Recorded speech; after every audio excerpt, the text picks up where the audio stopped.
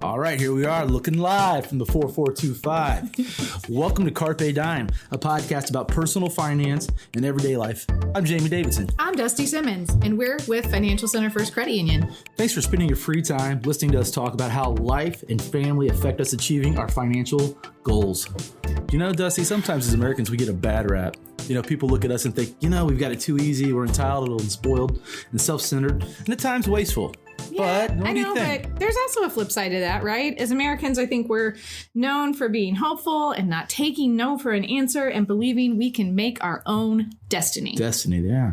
We're going through, we've been going through the COVID thing for the last 7 months, and we weren't going to use that word today, but I decided to use it anyway. Jamie uses it within the first 10 seconds.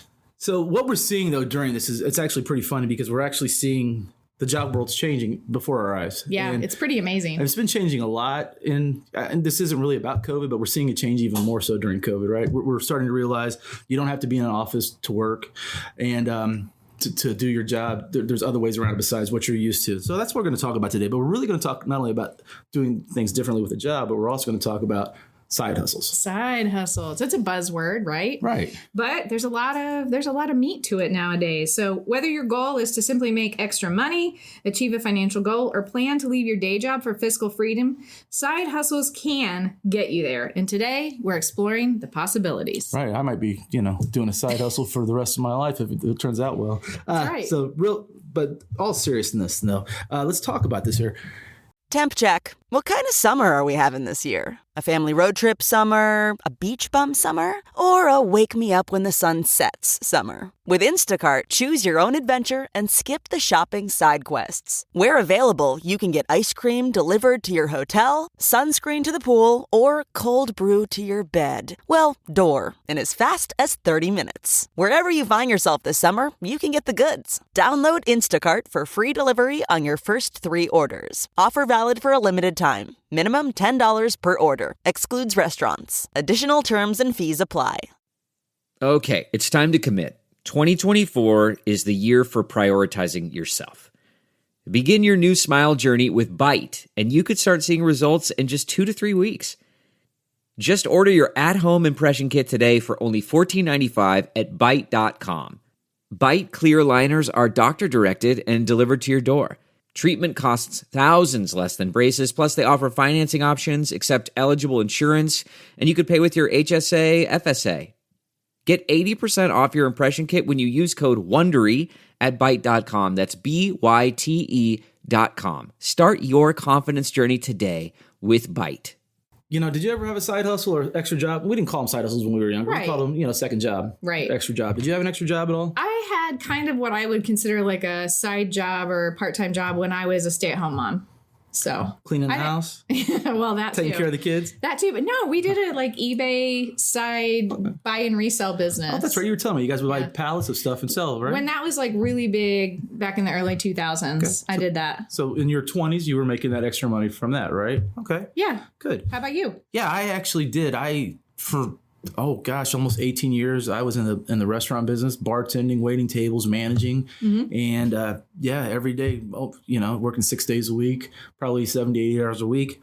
I didn't call it a side hustle, though, because for our household, it was just our way to maintain, to have the style of living we wanted. Right, and, us too. And when we had the kids, my wife stayed home with the kids and took care of the kids. So this was a way to make up for that income. We didn't really see it as a side hustle. We saw it as what we needed to make ends meet. Exactly. So, but that being said, we're watching today's environment. It doesn't seem to be quite as much. I'm not saying that people work a second job aren't doing it because they need the money, but I see a lot of people that go out and work second jobs because they want to. Yeah, it's not or really they just because found of money. Something they love, or that passion. They find a passion. They find a way to make money out of it. Yeah. So me, the stats person. I looked at some stat of the day. A new survey from Bankrate reveals that we are a serious country of side hustlers. 44 million American adults claim they have a side gig. And this is not a surprise to me at all, but the generation that's really making side hustles work is the millennials. So there you go, millennials, yet another feather in your cap. 61% of younger millennials say they earn extra money on the side every week. And 96% say they do it at least monthly. I wonder if CC's got a side hustle. Oh, she's shaking her head no. She used to. She used to before she got spoiled working with us. That's right. And we also saw the median income from side hustles is about $200 a month, and about 25% of that make more than $500 a month. So that's some extra money there. That's some serious cash. Right. So, But here's the question. What do you do when you get that cash? Oh, well, we're going to talk about that in a little bit, Well, right? Yeah, we're going to go back to that S word and that B word and talk about what you should be doing. We're going to make money. that tie into financial services here in a minute. Yeah. But let's also talk about the why. Why do people get second jobs, or why do they do something on the side? Well, I think a lot of times, like I said, for myself, it was because we needed extra money. It was supplemental income. Mm-hmm. Right. Yeah. And so were we. I mean, it was how could we maintain our lifestyle on one full-time income. It was that. Yeah. That's how we could afford to go on vacations or buy stuff for the house or right. It was funny. At one time, I was working 3 jobs. Wow. And the people were going, "How are you doing this?" Well, obviously, how were you doing that? Not sleeping? You sleep when you die. That's how it works with me. So yeah, for a while there, I did that. I think Gen X, we were really good about doing that. We worked the second job for the extra money. Yeah. We were talking about the millennials. We'll talk about the millennials and boomers as well. What did we learn about that for them? Yeah, I think some of this is really interesting from a generational standpoint because what we're seeing with both the millennials and the boomers is that they are working side jobs. One of the reasons they work side jobs is to achieve freedom, whether that's they want financial freedom, they want more flexibility with their time, they want to work from a different part of the world or state or at home. So that's kind of interesting that those two generations are both kind of doing it for those reasons. Yeah, and to get that desired lifestyle. You and I were talking earlier about our fathers. Both of our fathers are retired. They're in their 60s. My dad just turned 69 last week. Yeah.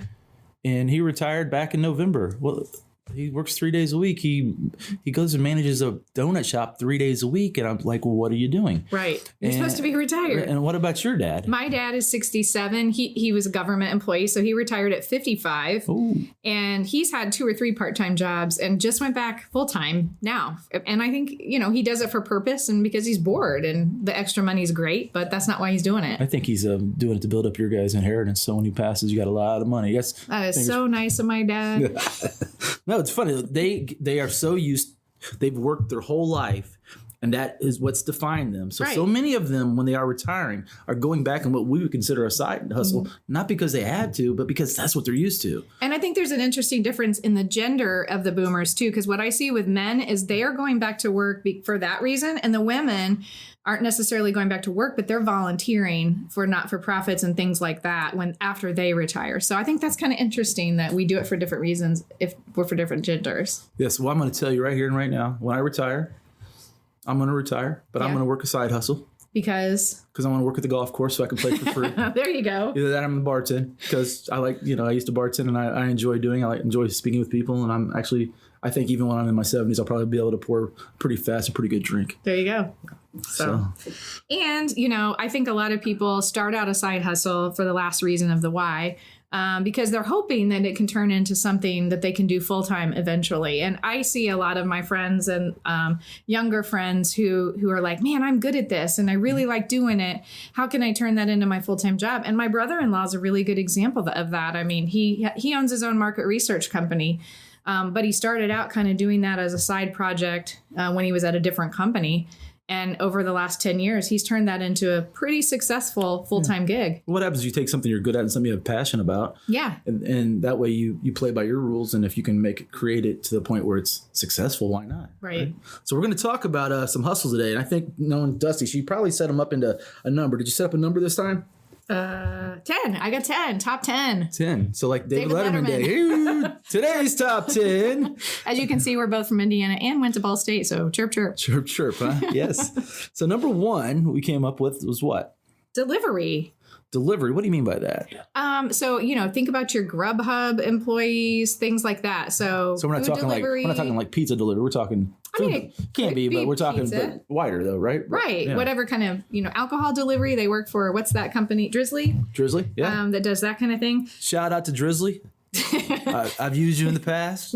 Keep up the good work. And it's so interesting because I think delivery is one of those things that probably went from pizza delivery 10 or 15 years ago to this whole other enterprise. Mm-hmm. So those are people who are probably servers or bartenders 10 or 15 years ago that are thinking about, I want to work in this kind of way. Right.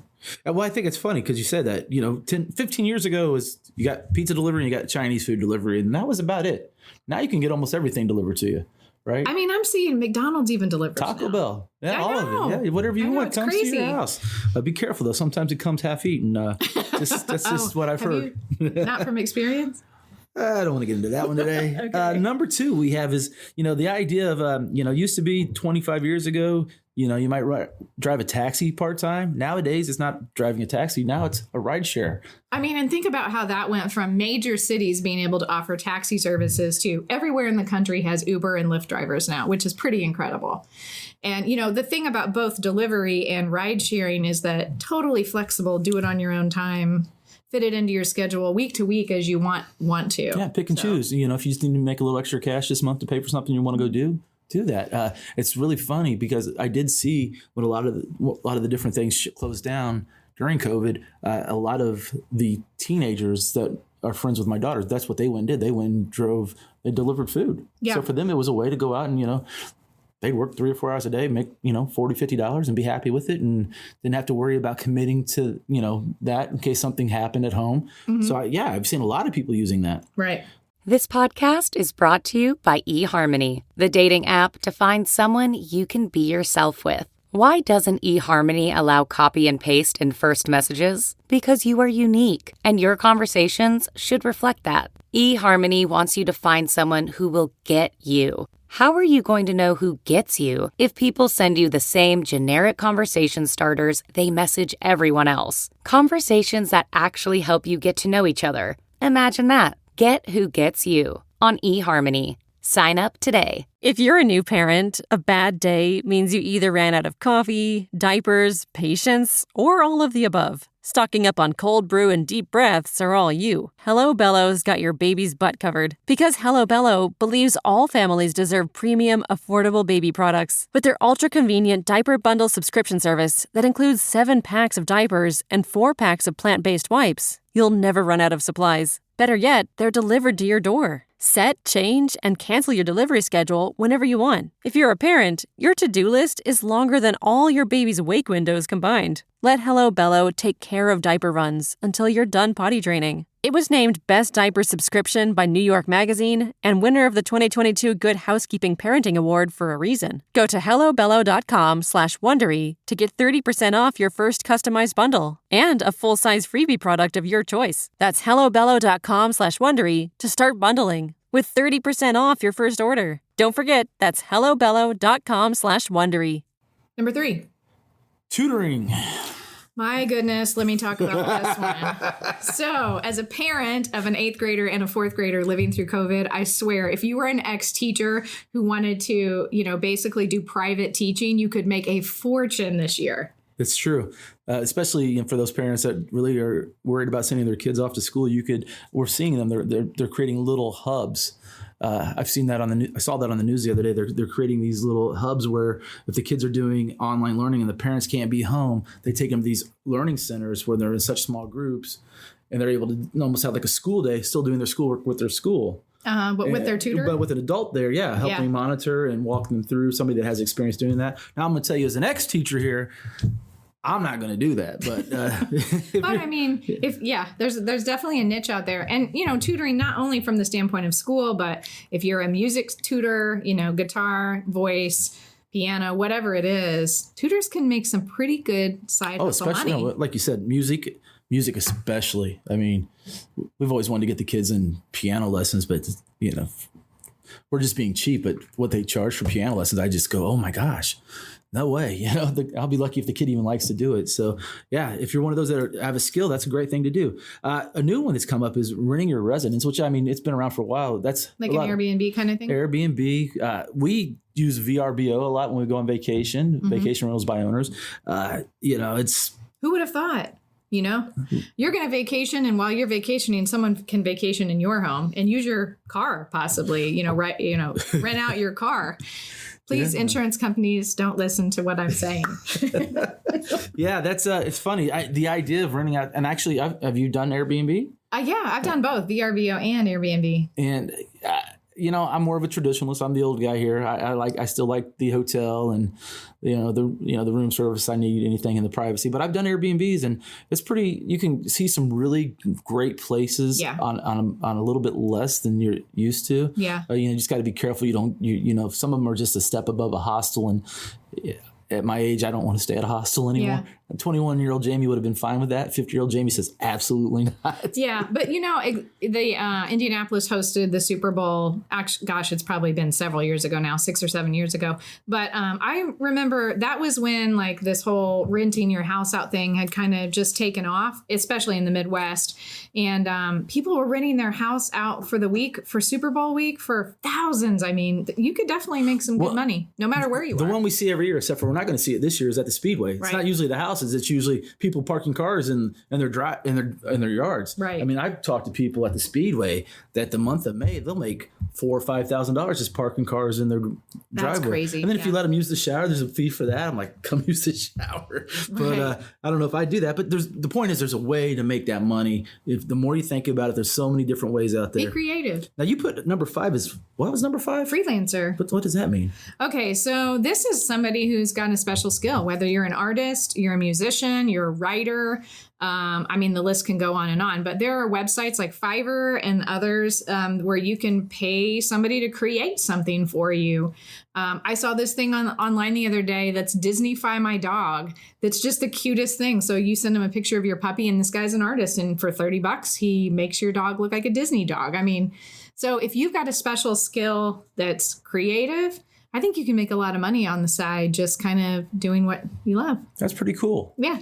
Yeah. Freelancer. I got to figure out something I can freelance on. There you go. Number 6, odd jobs. Some of the ones we listed here are dog walking handyman, babysitter. I know. So this is one of those mowing the things. yard, I shoveling the snow when you're a kid. Nobody does that anymore. So, I wish a kid would come knock on my door to shovel my $20. Yeah. I actually fell a couple of years ago shoveling, so I would pay anyone to do that now. But no, this is one of those things I've been talking to my 14-year-old about. Hey, like next summer, what are some odd job things you can do to get started making money? And so I think that's kind of where odd jobs may be one of those things your kids start out doing as a side hustle. Right. Right. I mean, I think a lot of kids that actually get into the lawn mowing industry. Yeah. A lot of them start out that way. A lot of young people start that, and that becomes their and they turn it into their business. Yeah, it turns it into business for the rest of their life, which is they can make a lot of money doing that way. Back to odd jobs, I think of one that I would probably pay a lot of money for. I've got 2 dogs. I'd like somebody to come clean up after them. Oh, yeah. We also see nowadays where they'll come to your house and wash your dogs. I mean, so there's something out there all the time. You never thought about it. Saw one the other day in the neighborhood. Are you ready for this? There's a service they pay for. They come out to clean your trash cans. I would love that. I dropped my cell phone in the trash can over the weekend, and I was like, oh. Yeah. And it was disgusting.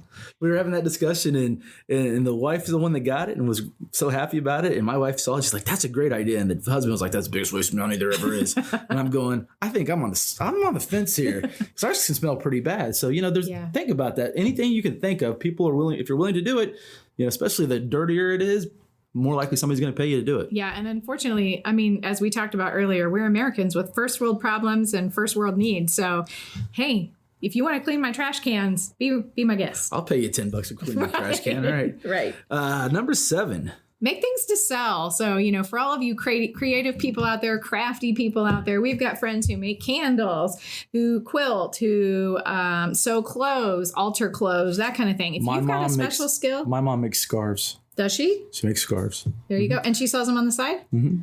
So your mom's got a side hustle. She's got a side hustle. Good for her. She makes scarves and sells them. And, this is funny that we say this because we're really talking about earning money.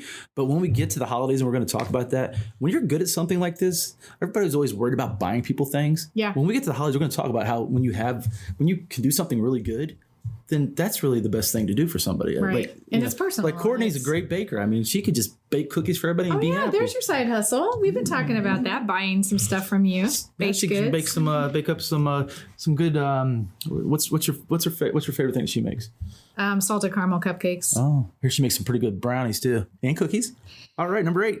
Number 8, multi-level marketing. And I know Jamie's already laughing about this one. because he thinks it's a pyramid scheme. But, I have lots of friends who do some sort of multi-level marketing. I call it a mom nation kind of thing. But whether it's clothing or makeup or skincare or all of those things, shampoo, all that stuff, you know what? People make money off of it. So, Yeah. yeah. All right. All this is right. a fun Number one. 9. You told me about this one. I got to hear more about this. Number Yeah. 9 is taking online surveys. I can get paid to take a survey? You betcha. Get out of here. Yeah. So there are these sites that they are looking for certain demographics of people. And if you kind of put your profile in, and if you fit whatever company is looking to survey, they'll hit you up and you can get paid $10-$20, whatever.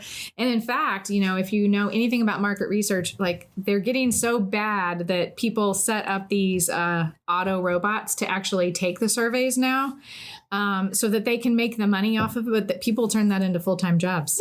Crazy. But if you like taking surveys, or you like being online, or you like being a consumer, you can do that as a side job. I've heard some people are like paid to be trolls online and make comments like that. So I don't know if that's true. And I've heard that. That's a really good one that didn't even make the list, but like a social media influencer.